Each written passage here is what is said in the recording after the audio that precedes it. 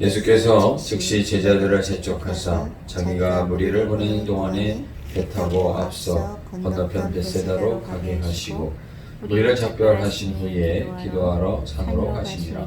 저물매 배는 바다 가운데 있고 예수께서는 홀로 무태에 계시다가 바람이 거스름으로 제자들이 힘겹게 늦었는 것을 보시고 밤 사경쯤에 바다 위로 걸어서 그들에게 오사 지나가려고 하시매 제자들이 그가 바다 위로 걸어오심을 보고 유령인가 하여 소리 지르니 그들이 다 예수를 보고 놀라미라. 이에 예수께서 곧 그들에게 말씀하여 이르시되 안심하라 내니 두려워하지 말라 하시고 배에 올라 그들에게 가시니 바람이 그치는지라. 제자들이 마음이 심히 놀라니 이는 그들이 그 떡 떼시던 일을 깨닫지 못하고 도리어 그 마음이 둔하여졌음이로라.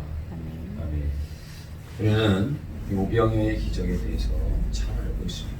그런데 예수님께서 이 기적을 행하신 것이 사랑을 전제로 하고 있다라고 하는 사실을 우리가 놓칠 때가 많이 있습니다. 우리는 저마다 추억을 가지고 있는데 사랑과 기도에 마음에 담겼던 그런 사연들을 가지고 음식을 받아 먹었던 기억, 사랑을 나누었던 그러한 추억들을 저마다 마음 가운데 가지고 있지 않습니까? 예수님의 말씀을 듣기 위해서 몰려든 백성들의 이스라엘의 목자 없는 양과 같은 그러한 모습을 주님께서 불쌍히 여기셨고 오병이어 소년의 도시락으로 그렇게 알려져 있지요.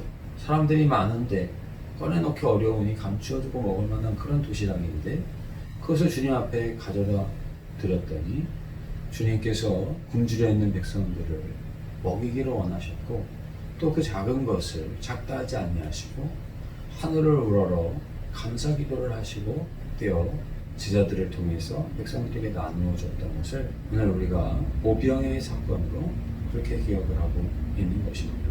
우리가 한번 생각해 보면 얼마나 작은 것입니까? 5,000명을 앞에 두고 보리떡 5개와 물고기 2마리를 가지고 5,000명을 먹일 수 있으리라고 아무도 생각하지 못했을 겁니다.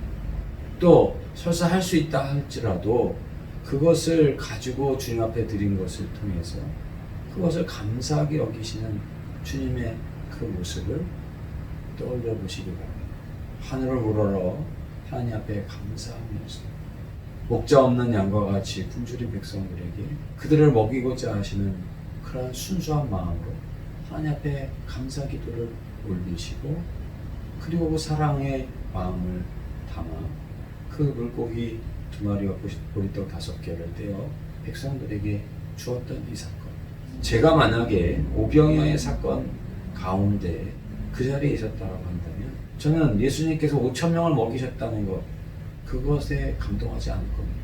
사실 배고플 때 벌판에서 하루 종일 먹지 못하고 굶주려 있을 때 그것을 먹을 때 얼마나 맛이 있었겠습니까? 그러나 맛을 떠나서 숫자를 떠나서 정말 우리 주님께서 하늘을 우러러 감사하시는 그 모습 그리고 백성들을 향해서 불쌍히 여기시면서 사랑의 마음으로 주신 그 떡을 받아 먹을 때 그 사랑에 감동하지 않겠느냐 그런 생각을 해보게 되어집니다.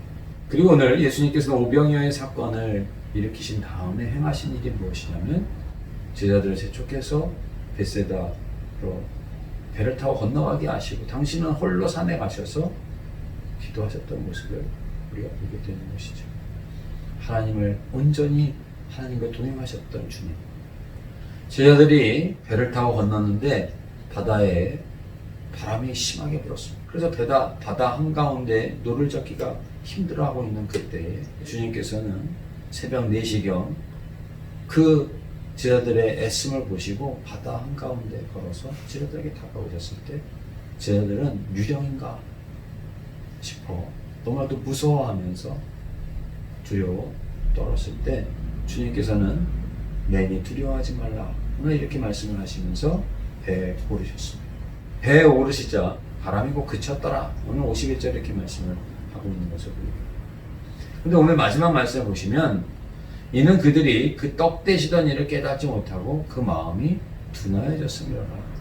어떻게 주님께서는 바다 위로 걸어오셨을까? 그리고 어떻게 주님께서 그 풍랑이 있는 바다 위로 걸어오셔서 배에 오르시니 쥐죽은 듯이 이 풍랑이 있던 바다가 잔잔해질 수 있을까? 제자들은 그것을 놀란 것이죠. 여러분, 오늘 우리가 그 풍랑이 있는 바다 가운데 많이 같이 있다라고 생각해 보십시오.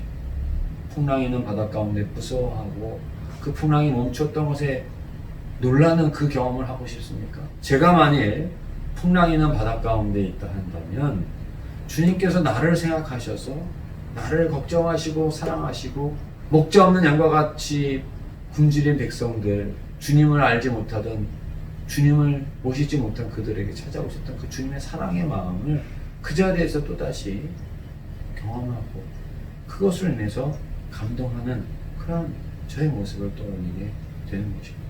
사랑하는 성도 여러분, 주님께서는 사랑의 마음으로 오병이어의 사건을 일으켜주셨습니다. 우리에게 참 목자이신 것을 가르쳐주신 것이죠. 참 사랑이신 것을 알려주신 것입니다. 주님께서는 그 순전한 사랑과 더불어 순전한 기도의 모습으로 하나님과 동행하셨습니다. 그분이 배에 오르면 어떻게 되느냐? 풍랑 가운데 오시면 어떻게 되느냐? 그것을 오늘 우리에게 말씀해 주시는 것이죠. 주님께서 함께 하실 때 풍랑이 있던 그 바다가 잔잔해지고 두려움이 떠나가게 되어지고 안심할 수 있게 되는 것입니다. 오늘 우리가 인생의 많은 어려움 가운데 고난 가운데 살아가는 그러한 순간에도 오늘 이 말씀을 기억하시기 바랍니다. 주님은 우리를 사랑하시고 또 순전한 마음으로 하나님과 함께 하시는 그 사랑을 기억할 때 우리는 어떠한 풍랑이라도 주님과 동행하며 그 풍랑이 잔잔해지는 역사가 우리의 삶 가운데 임하게 될 줄로 믿습니다. 주님이 나와 함께 하신다는 사실을, 주님이 나를 사랑하신다는 사실을 오늘도 잊지 않고 주님과 동행하시면서 하나님께 영광을 돌려드리는 기쁨과 감사가 넘치는 복된 한 날 되시기를 간절히 원합니다. 사랑의 주님, 은혜와 사랑을 감사드립니다. 오늘도 새날을 저희에게 허락하여 주시고 모든 것을 덧입혀 주시니 감사합니다. 주님, 주님께서 오병이어의 사건을 일으키시고 또 갈릴리 바다 한가운데 제자들 찾아오셔서 풍랑이 잔잔케 하신 것, 그 기적의 사건 그 중심에는 우리를 사랑하신다는 사실, 하나님과 순전히 우리를 위해서 십자가 사명을 위해서 기도하신 주님의 모습을 다시금 발견케 하시니 감사드립니다. 고난 중에도 주님께서 함께 하심으로 말미암아 우리 인생의 죄와 사망으로 인해서 그 어떤 풍랑에서도 저희들 안전하게 또 평안한 가운데 기쁨과 감사의 삶을 살게 하시고 영생의 삶을 살게 하신 것을 저희들이 기억하게 하여 주시옵소서. 그리하여 주님과 늘 동행하며 우리를 사랑하시는 주님과 더불어 하나님을 영화롭게 하는 복된 삶을 살아가는 오늘 한날이 되게 하시고 우리의 삶이 될 수 있도록 인도하여 주옵소서. 감사드리며 예수님의 이름으로 기도드리옵나이다.